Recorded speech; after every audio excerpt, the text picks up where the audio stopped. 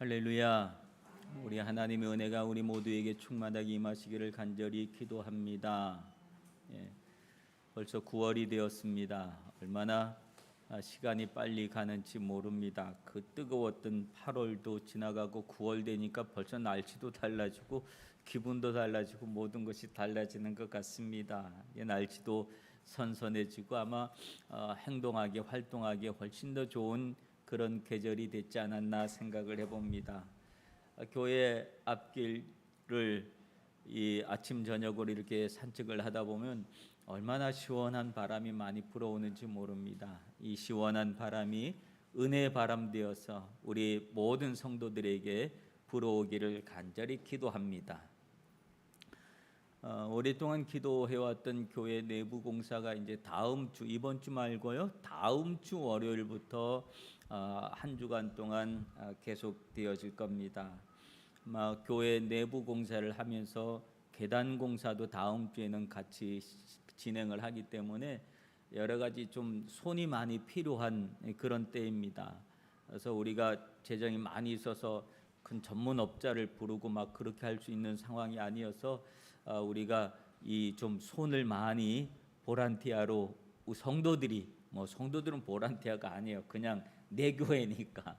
그래서 여러분들이 조금 시간 보셔서 괜찮으신 분은 꼭 교회 오셔서 뭔가를 교회 오면 뭔가 일거리가 있고 뭔가를 하고 있으니까 좀 해주셨으면 감사했고 또 점심 식사나 이런 부분들도 좀 여전도에서 좀 신경을 써줬으면 좋겠다 싶은 그런 말씀을 드립니다.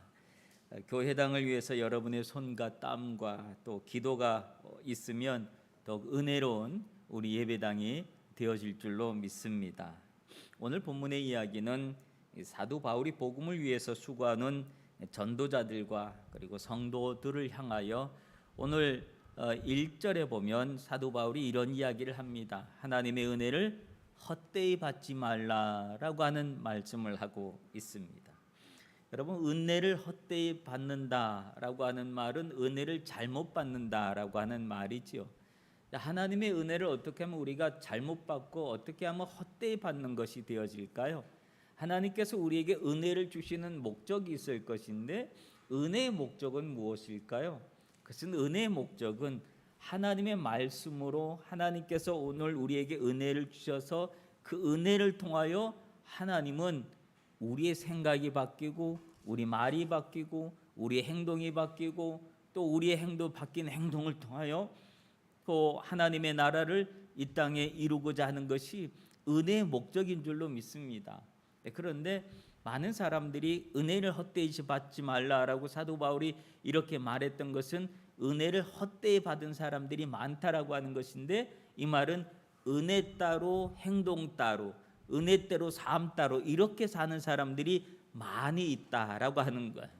우리의 이야기뿐만 아니라 이 시대에도 그런 사람들이 참 많이 있었다. 그래서 고린도 교회 안에서도 그래서 은혜를 헛되이 받지 말라. 즉 은혜 따로 자기의 삶 따로의 삶을 살지 말아라 라고 하는 부탁을 하고 있는 그런 내용입니다. 여러분 어떻습니까? 하나님의 은혜 따로 또 내 삶 따로 이런 삶을 살고 있습니까? 아니면 은혜가 여러분의 삶을, 여러분의 생각을, 여러분의 행동을, 여러분의 한 주간의 삶을 주관하고 있습니다.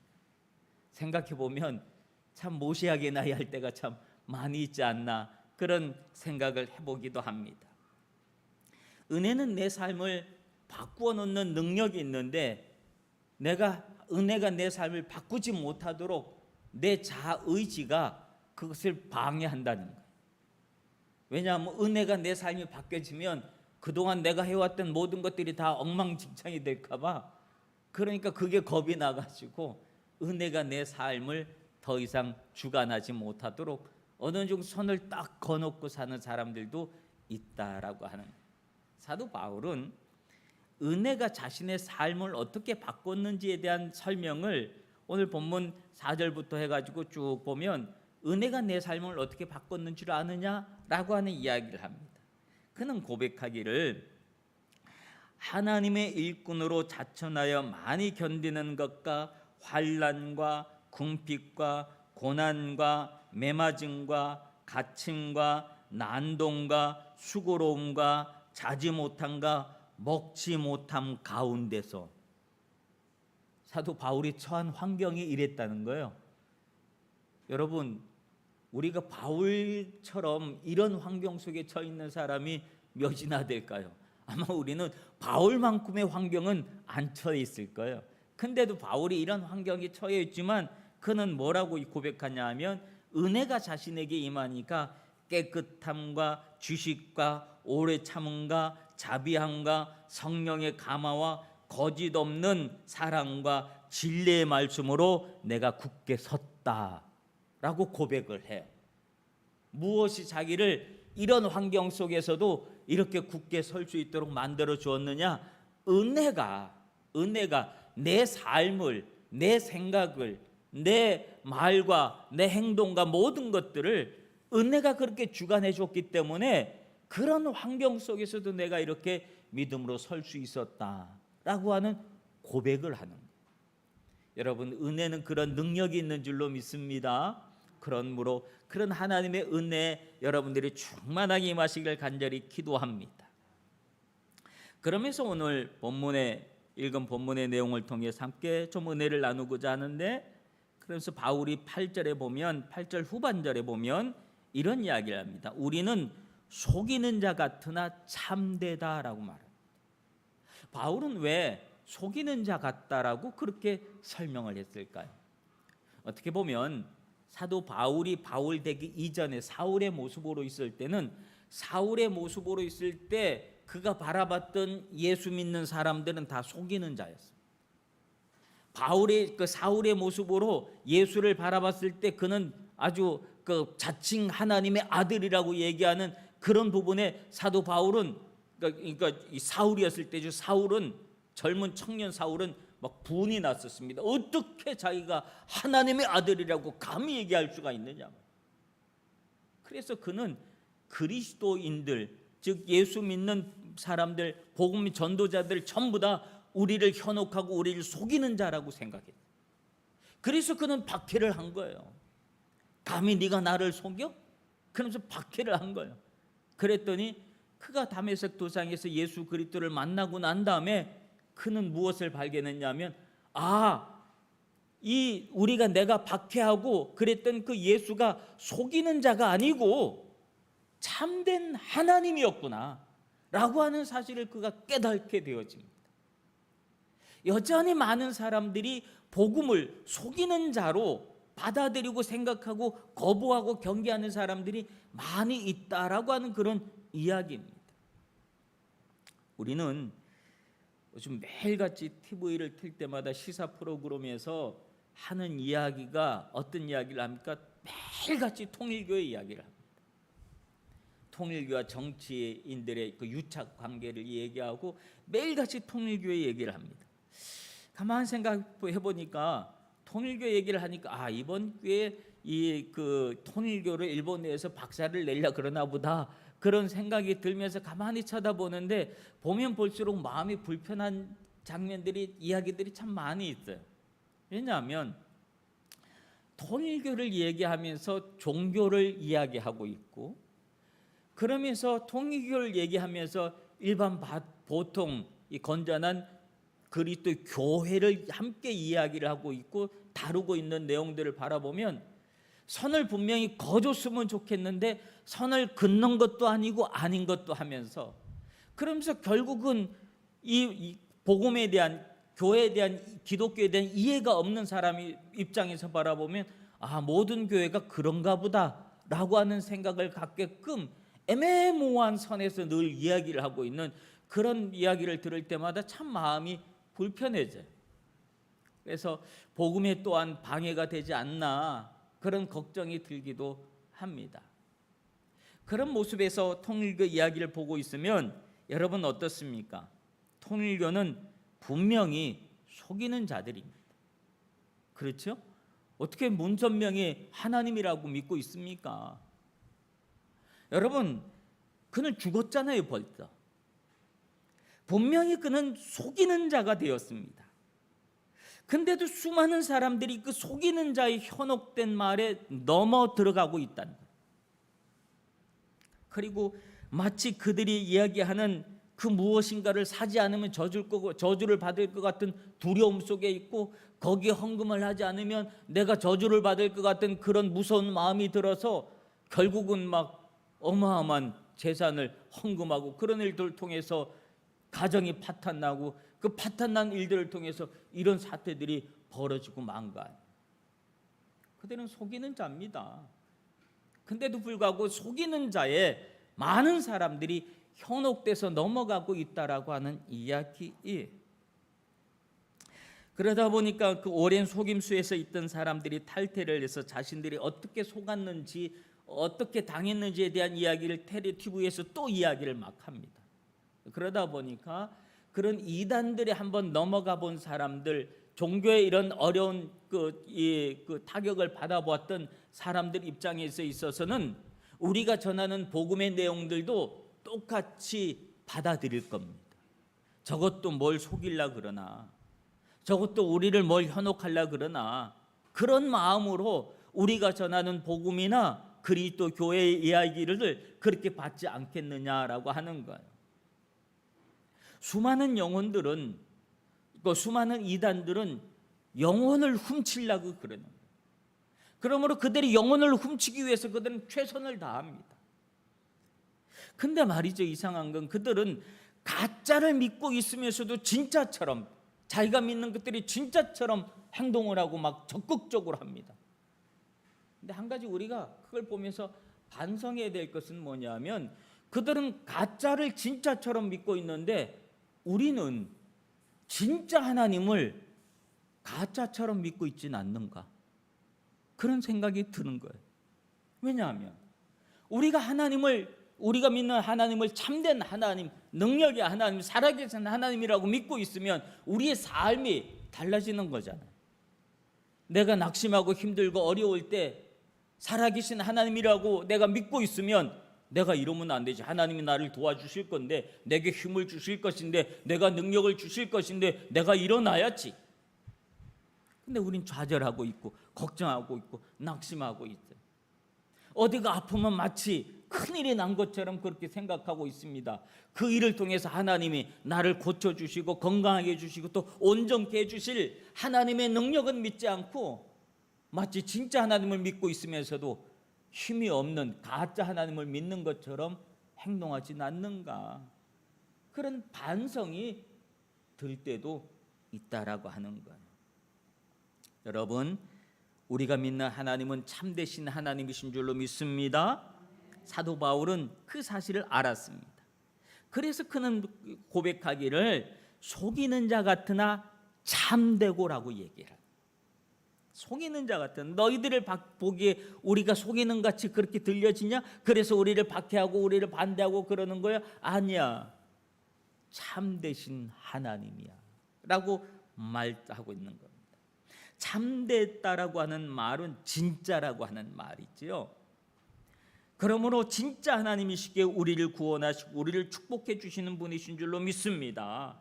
그래서 그는 고백하기를 로마서 3장 4절에 사람은 다 거짓되되 오직 하나님은 참되다 하리라 하라고. 하나님만이 참되신 분이신 줄로 믿습니다. 참되신 하나님이 여러분을 사랑하시는 줄로 믿습니다. 그분은 살아계신 하나님이십니다. 그분은 우주 만물을 창조하시고 운행하시는 분이십니다. 그분은 우리 한 사람 한 사람을 너무나 잘 알고 계시는 분이십니다. 그분이 나를 사랑하시고 나를 구원하시고 나를 축복하시고 그러시는 분이신 줄로 믿습니다. 그러므로 참되신 하나님을 우리가 믿으시길 바랍니다. 믿고 있는데요? 아니요, 근데 믿고 있는데 꼭 가짜를 믿는 것처럼 우리의 믿음이 얼마나 약한지 몰라요. 굳건하게 하나님을 믿으시길 바랍니다. 예. 그리고 난 다음에 9절에 보면 바울이 어떤 이야기를 하냐면, 무명한 자 같으나 유명한 자요, 죽은 자 같으나 보라 우리가 살아있고, 징계를 받는 자 같으나 죽임을 당하지 아니하고라고 합니다. 무명한 자라고 하는 말을 합니다. 여러분, 무명한 자라고 하는 말은 이름이 없는 사람이다라고 얘기하는 거죠. 뭐 여기서 말하는 이름은 한 사람 한 사람의 이름 그걸 얘기하는 게 아니죠. 예. 유명하지 않다라고 하는 거예요. 아무도 몰라준다고 하는 거예요.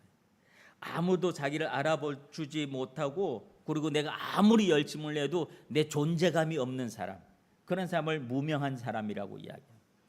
우리는 이런 얘기를 할 때마다 떠올리는 사람들은 무명 배우, 무명 가수 이런 이야기들 참 많이 듣습니다. 그렇죠? 무명 배우, 무명 가수들. 분명히 배우인데 아무도 사람들이 알아봐 주질 않아요. 유명 배우들은 스타들이라고 그랬죠. 그분들은 바깥에 나갈 때 많은 사람들이 알아보기 때문에 자기를 알아보지 못하도록 막 가리는 게 많아요. 그렇죠? 근데 무명 배우들은 가리는 거 하나도 없이 나가도 아무도 자기를 알아봐 주지 않는 거예요. 무명 배우들, 무명 가수들. 그런데 이런 분들은 참 어렵게 살아갑니다. 어렵게 살아. 그래서 일을 한 가지만, 배우 일만 하면 안 되고 가수 일만 하면 안 되니까 두 가지, 세 가지 일을 하면서 배우 일에, 가수 일에 열심을 다하려고 합니다. 그런데 이분들이 살아가면서 이야기를 쭉 들어보면 얼마나 깊은 절망감 속에 사는지 몰라요. 자기보다 훨씬 더 실력이 안 되는데도 불구하고 잘 나가는 사람들을 볼 때마다 상대적 박탈감을 느끼고 삽니다. 그런 상대적 박탈감을 느낄 때 그는 어떤 마음이냐면 죽은 자 같은 마음, 징계를 받는 자 같은 마음, 그런 마음으로 산다는 거예요. 그런 마음으로 하루하루를 버틴다는 거예요.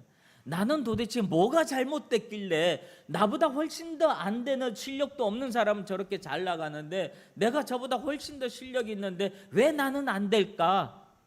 나는 뭐가 잘못됐을까? 그런 절망감을 가지고 살아간다는 거예요. 그래서 그런 사람에게 있어서 어떤 기회가 한번 옵니다. 오디션이나 무슨 프로그램이 오면 얼마나 열심을 다하겠습니까?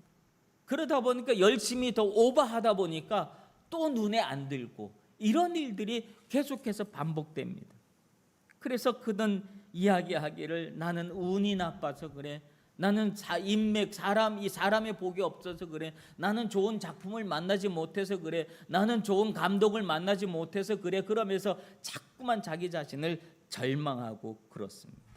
그런데 그랬던 사람들이 어느 날 대스타가 하루아침에 스타가 되는 경우들을 종종 봐요. 그죠? 아무도 몰랐는데. 한국의 임영웅이라고 합니까? 아주 노래를 얼마나 잘해요. 그런 트로트 가수도 막 한 번의 프로그램으로 그냥 대스타가 되더라고요. 아무도 몰랐던 사람인데. 즉 그들이 실력이 없어서 그랬던 것이 아니라고 하는 거예요. 능력이 없어서 그랬던 것이 아니라고 하는 거예요. 아무도 자기를 봐주는 사람이 없었다는 거예요. 자기 실력을 알아주는 사람이 없었다고 하는 거예요. 여러분, 우리의 존재의 모습은 어떻습니까? 여러분의 이 세상 속에서 살아가면서 여러분의 존재가 세상 많은 사람들이 알아주고 인정해주고 박수치고 이리 오세요 그러는 존재입니까? 아니면 여러분들이 어디 가도 아무도 알아주지 않습니까? 우리 대부분은 아무도 알아주지 않는 무명의 삶을 살아가는 사람들 아니겠습니까? 그런데 이런 무명한 자의 삶을 산다 할지라도 하나님의 은혜 속에 들어오면 무명한 자 같으나 유명하고 그렇게 됩니다. 하나님이 알아주시는 줄로 믿습니다. 우리의 이름을 불러주시는 분이 있습니다. 우리를 알아주시는 분이 있습니다. 그분은 하나님이신 줄로 믿습니다. 하나님은 수많은 무명자들 중에서 우리를 알아봐 주시고 우리를 골라주시고 우리를 들어주시고 하나님의 자녀 삼아 주시고 하나님의 복음의 도구로 우리를 사용하여 주시는 줄로 믿습니다. 성경에 보면 대부분이 무명한 사람들의 이야기입니다. 오늘 우리는 다윗이라고 하는 사람이 유명한 사람 있잖아요. 다윗을 모르는 사람이 없잖아요. 근데 다윗이 처음부터 그런 유명한 사람이었습니까? 아니었습니다. 다윗은요, 아무도 알아주지 않았던 사람입니다. 사무엘 선지자에게 하나님께서 사울 왕을 버리고 사무엘 선지자에게 새로운 왕을 선택할 때 너는 이새의 집으로 가라 그럽니다. 근데 그 중에 아들들이 있을 것인데 그 아들들 중에서 내가 왕을 선택하겠다. 그래서 사무엘 선지자가 이새의 집으로 갑니다. 이새에게는 아들이 여러 있었습니다. 선지자가 자기 집에 온다는 이야기를 듣고 아버지는 아들들을 다 불러가지고 야야 빨리 사무엘 선지자가 우리 집에 온단다. 너희들 빨리 와라. 그리고는 들판에서 일하고 있는 아들들을 다 불러들였습니다. 누구만 빼고 막내 다윗만 빼고 야 너는 별 볼 일 없으니까 넌 그냥 형들 보내고 그 양이나 치고 있어라. 그리고 그 다윗만 빼고 그냥 했어요. 형들도 야 나 갈 테니까 너 일 잘하고 있어. 그리고 형들도 다 갔어요. 다 불림을 받아서 갔습니다.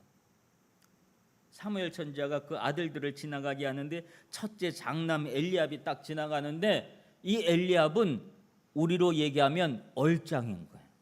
얼마나 잘생기고 아주 키도 크고 막 그래요. 능력 있어 보이고 야 참 왕감이다. 인간의 눈으로 보기엔 그래요. 그래서 이 사무엘의 마음이 동해서 저 사람인가 보다. 저 아들인가 보다 그랬더니 하나님이 하신 말이 그의 외모를 보지 말아라. 그리고 그를 노하시는 거예요. 사람들은 자꾸 외모로 선택을 하려고 그랬잖아요. 능력으로 선택을 하려고 그랬잖아요. 사람이 얼마만큼 뭐가 실력이 있는가 그거로 선택을 하려고 그랬잖아요. 하나님은 노하신 거예요. 아니다. 너는 외모를 볼지 모르지만 나는 중심을 본다 라고 말씀을 하신 거예요. 아들들이 다 지나갔는데 하나님이 예스한 아들이 없는 거예요. 야 아들들 이게 다냐? 아니요 사실 하나가 남긴 남았습니다. 누굽니까? 우리 막내인데 그를 데리고 와라. 내가 그를 데려오기 전까지는 내가 자리에 앉지도 않겠다. 그랬더니 그때 막내를 불러왔습니다. 즉 다윗은요 아버지도 알아주지 않았던 사람입니다. 형제들도 알아주지 않았던 사람입니다. 아무도 알아주지 않았어요. 그런 무명한 자였어요. 근데 하나님이 그를 알아주신 줄로 믿습니다. 우리는 사람으로부터는 아무도 알아주지 않는 무명한 사람일지도 몰라요. 그러나 하나님은 우리를 알아주시는 줄로 믿습니다. 그래서 하나님께서 우리를 불러주셔서 하나님의 자녀로 삼아주신 줄로 믿습니다. 예수님께 옥합을 깨뜨려서 예수님께 부어서 드렸던 마리아라고 하는 여인이 있습니다. 아무도 알아주지 않는 여인이었습니다.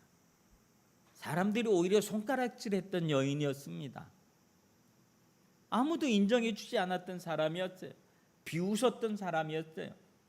그런데 그가 예수님을 너무 사랑하고 예수님께 자신의 아주 소중한 그 향유를 부어서 예수님께 드렸을 때 예수님은 그 여인을 바라보시면서 뭐라고 말씀을 하셨습니까?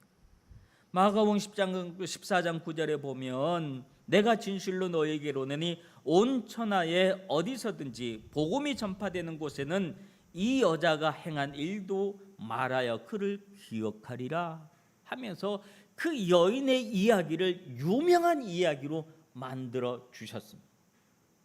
사람들에게는 비웃음을 받고 손가락질을 당하고 그런 사람이었지만 예수님은 복음이 함께 전파되는 곳에는 이 여인의 이야기도 함께, 이 여인의 간증도 함께 전해질 것이다 라고 하는 이야기를 합니다. 이게 주님께서 무명한 자 같으나 우리를 유명한 자로 만들어 주신 하나님의 은혜인 줄로 믿습니다. 성경이 등장하는 대부분의 사람들은 무명자였습니다. 근데 하나님의 눈에 들었더니 그들이 유명자가 되었더라라고 하는 거예요.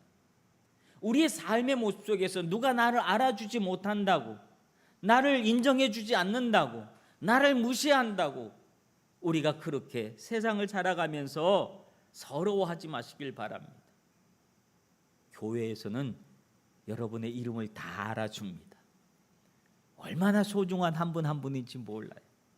그래서 여러분들을 위해서 기도해주고 여러분들이 잘 되기를, 여러분이 복받기를, 여러분이 건강하기를, 여러분이 행복하기를 진심으로 바라고 기도해주고 축복해주는 줄로 믿습니다. 교회는 그렇습니다. 바깥에서 인정받지 못한다고 서러워하지 마세요. 믿음 안에서 주님은 여러분을 유명한 자로 만들어 주실 줄로 믿습니다. 그러므로 힘내시길 바랍니다. 그렇게 했더니 10절에 보면 이런 이야기를 합니다. 근심하는 자 같으나 항상 기뻐하고 가난한 자 같으나 많은 사람을 부유하게 하고 아무것도 없는 자 같으나 모든 것을 가진 자로다. 놀라운 고백을 하죠. 예. 주님이 나를 알아주고 인정하니까 어떤 일이 있었는가? 얼마나 중요한 이야기를 오늘 10절에서 얘기하고 있습니다. 성도는 이렇게 살아가야 됩니다. 근심하는 자 같은 항상 기뻐하면서 살아가야 됩니다. 가난한 것 같지만 많은 사람들을 부유하게 하고 아무것도 없는 것 같지만 모든 것을 가진 사람처럼 성도는 그렇게 살아야 할 줄로 믿습니다. 왜냐하면 주님이 살아계시는데, 천하 만물을 창조하시고 주관하신 하나님이 계시는데, 그분이 지금 내 앞에 놓여 있는 근심거리들, 이런 상황들을 주님이 아시는데, 이 문제를 주님이 해결해 주실 것인데 라고 하는 믿음이 있다고 한다면 우리가 근심거리를 근심으로 받겠습니까? 근심거리가 있다 할지라도 아무것도 아닌 것처럼 우리가 넘겨갈 줄로 믿습니다. 여러분, 문제가 있을 때 우리는 늘 두 가지 생각을 합니다. 꼭 나는 뭘 해도 안 돼, 그런 생각으로 문제를 꼭 마치 마귀가 나를 망하게 하려고 내 앞에 갖다 놓은 방해물로, 이 잠화문으로 내 앞에 갖다 놓은 줄로 압니다. 그런데 마귀는 나를 망하게 하려고 그 문제를 갖다 놨을지 모르지만 하나님은 그 문제를 어떤 마음으로 거기다가 갖다 놓으셨을까요?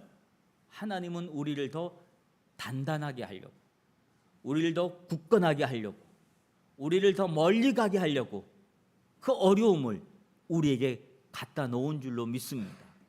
여러분, 그렇다면 우리 앞에 놓여져 있는 어려움이라고 하는 것을 마귀가 갖다 놓은 것으로 믿겠습니까? 아니면 하나님이 내 앞에 갖다 놓으신 거로 믿겠습니까? 마귀가 내 앞에 갖다 놓은 어려움이라고 믿는다면 우리 믿음대로 될 겁니다. 성경은 믿음대로 된다고 했더니 믿음대로 우리는 어떻게 돼요? 마귀가 나를 망하게 하려고 내 앞에 이런 어려움을 갖다 놨어 라는 믿음을 가지면 나는 망할 겁니다. 그렇죠? 그런데 내 앞에 있는 어려움들이, 힘든 일들이 아니야, 마귀가 갖다 놓은 게 아니야, 이건 하나님이 내게 갖다 주신 거야, 하나님이 내 앞에 놓아주신 거야, 나로 하여금 이것을 밟고 지나가려고 하나님이 내 앞에 갖다 놔주신 거야. 이 어려움은 나를 망하게 하려고 하는 것이 아니라 나를 든든하게 하려고, 나를 강하게 하려고, 나를 더 훈련시키게 하기 위해서, 나를 축복해 주시기 위해서 하나님이 내 앞에 갖다 놓으신 거야 라는 믿음을 갖고 있다면 오늘 문제를 대하는 우리의 마음이 다 달라질 겁니다. 그렇다면 우리는 그것을 딛고서 환난의 강을 건너가게 될 줄로 믿습니다. 여러분은 하나님을 믿는 사람입니까? 마귀를 믿는 사람입니까? 우리는 하나님을 믿는 사람들이 있잖아요. 그렇죠? 그렇다면 우리 앞에 놓여져 있는 어려움을 누가 갖다 놓은 것으로 여러분 믿겠습니까? 하나님이 오늘 우리에게 이런 환경을 허락하여 주신 줄로 믿습니다. 그러면 이 환경을 믿음으로 극복하고 건너가야지. 바울이 그랬잖아요. 바울이 처음에 뭐라 그랬어요? 자기가 당한 어려움들에 대한 이야기, 그런 이야기들을 하면서 뭐라 그랬어요? 내가 환난 하나님 일구로 자천하여 많이 견디는 것과 환난과 궁핍과 고난과 매맞음과 갇힘과 난동과 수고로움과 이런 모든 것들을 우리가 어떻게 바라보느냐에 따라서 크게 문제가 달라진다는 거예요. 우리는 하나님을 믿는 사람들인 줄로 믿습니다. 모든 환경은 하나님이 나를 강하게 하기 위해서, 나를 이 환난의 강을 건너가게 위한 도구로 하나님 우리 앞에 놓아주신 줄로 믿습니다. 그러므로 믿음으로 밟고 건너가면 되는 줄로 믿습니다. 우리의 삶이 비록 가난한 것처럼 보여도 이런 믿음을 갖고 있으니 오히려 더 많은 사람을 부하게 만드는 그런 사람이 되어지고, 아무것도 없는 것 같아도 오히려 모든 것을 가진 사람으로서의 삶을 살아갈 수 있도록 하나님은 우리에게 은혜 주시는 줄로 믿습니다. 그러므로 믿음으로 살아가는 사람은 언제나 여유가 있는 겁니다. 그래서 아무리 없어도 얻어먹지 않고 오히려 사줍니다. 베풀어 줍니다. 꾸거나 빌리지 않고 나눠주고 빌려주게 되어 있습니다. 세상을 조금 이게 돌아가고 또 살아가면서 보면 느끼는 것들이 그렇잖아요. 언제나 큰일을 하는 사람은 부자들이 큰일을 하진 않더라고요. 가난한 사람은, 없는 사람들이 힘 모아서 큰일을 하는 것들을 우리는 많이 봅니다. 한국에서 저는 제 모교회는 영락교회가 제 모교회인데, 혹시 영락교회를 아시는 분들은 아시겠지만 영락교회를 건축할 때, 영락교회는 이북에서 전쟁 때 피난 내려온 피난민들이 세운 교회입니다. 피난민들이 공산당이 싫어서 피난 내려온 사람들, 피난민들이니까 아무것도 없잖아요. 얼마나 가난해요. 근데 그 피난민들이 그 큰 영락교회를 세웠습니다. 남대문 시장에서 새벽같이 일을 하면서 온갖 굳은 일, 험한 일 다 하면서 그들의 헌금으로 그 큰 영락교회를 건축을 했습니다. 그렇기 때문에 하나님께서 그들의 삶에 얼마나 축복을 많이 해주셨는지, 그들의 삶도 축복을 받았지만 그들의 자녀들이 얼마나 잘 됐는지, 한국에서 유명한, 한국에서 웬만한 모든 이름난 부자들과 유명한 사람은 다 영락교회 출를 통해서, 그의 자녀들을 통해서 얼마나 많이 배출돼서 나왔는지 모릅니다. 하나님은 가난한 것 같지만 오히려 그 사람들을 통하여 하나님은 놀라운 역사를 이루시는 줄로 믿습니다. 전쟁 중에, 피난 중에 얼마나 많은 근심거리들이 많이 있었겠습니까? 그런데 그 수많은 근심거리들이 하나님이 나와 함께 한다라고 하는 믿음을 갖고 있었더니 모든 근심거리들이 오히려 축복의 도구로 바뀌어지게 된 줄로 믿습니다. 사랑하는 성도 여러분, 우리 제일대한기독교의 믿음의 선배들도 그랬습니다. 일제강점기에 일본 그 한가운데에서 온갖 차별과 가난과 어려움을 견디면서 믿음으로 하나님의 교회를 세우고 110년이 넘도록 오늘 이렇게까지 오고 있지 않습니까? 여러분, 우리 후나바시 교회의 역사도 그렇지 않습니까? 이제 다음 달이면 우리가 70주년을 되는데, 우리 후나바시 교회사의 모습을 읽어보면 그런 이야기들이 있습니다. 원래 70년 전에는 이 지바 이쪽 지역에 한인들이 그렇게 많이 살지 않았어요. 별로 지바경에 별로 한인들이 없었어요. 그런데 요 나라지노 여기에 그 자위대 있잖아요. 그 부대가 있고 그 부대에 비행장을 건설하면서, 그러면서 일거리들이 생겨서, 그래서 그 일거리 때문에 사람들이 조금씩 이주하기 시작해서, 그래서 사람들이 모인 겁니다.